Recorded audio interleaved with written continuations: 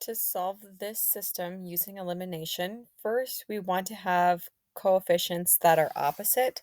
So if you take a look at these y coefficients right here, this y coefficient is a positive 2, and this y coefficient is negative 1.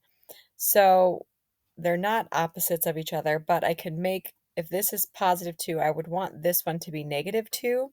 Since it is negative 1, all I have to do is multiply by 2. And I can do that as long as I multiply all of both sides of the equation by 2. So when I multiply this equation by 2, it becomes 14x minus 2y equals 6.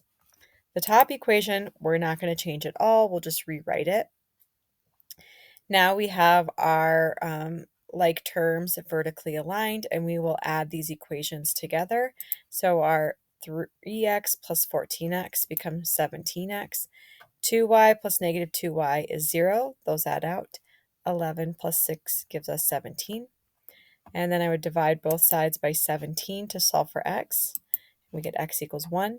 Then go back to one of your original equations. I'm just going to use the first equation and replace the x value with 1. So we get 3 times 1 plus 2y equals 11. Multiplying 3 times 1 gives us 3. To solve for y, I would subtract 3 from both sides. And lastly, divide both sides by 2. I'm getting y equals 4. And then write my answer as an ordered pair 1, 4. In this next example, I'm looking at the x coefficients. This one, there's an understood 1 here, and then this x coefficient is 4. So if this is positive 4, to be the opposite, we want it to be negative 4. So if it's 1, to get it to be negative 4, I would multiply by negative 4.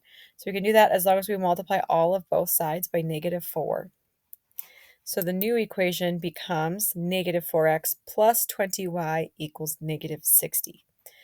The bottom equation, we're not going to change anything. I'm just going to rewrite it. So now we have x coefficients that are the opposite. So I can add these equations together. The negative 4x plus 4x is 0. 20y plus negative 3y gives us 17y. Negative 60 plus 26 gives us negative 34. And I would divide both sides by 17 to solve for y, which gives us y equals negative 2. Then I go back to my original equation, and in one of the original equations, there's 2 of them, I went with the first equation, replace the y with negative 2. So then we have negative 5 times negative 2, which would be plus 10. Then to solve for x, I would subtract 10 from both sides, and we get x equals 5. We want to write our final answer as an ordered pair, 5, negative 2. So looking at our coefficients here, we've got 2 and 3. Here we've got 3 and negative 10. So neither of the coefficients is a multiple of the other. That means we're going to have to multiply both equations by something. So 2 and 3, the least common multiple of 2 and 3 would be 6. So I want to try to get one of them to be positive 6 and one of them to be negative 6. So I would multiply the top equation by negative 3. So then that means this is going to become negative 6. So down here, I want this to become positive 6.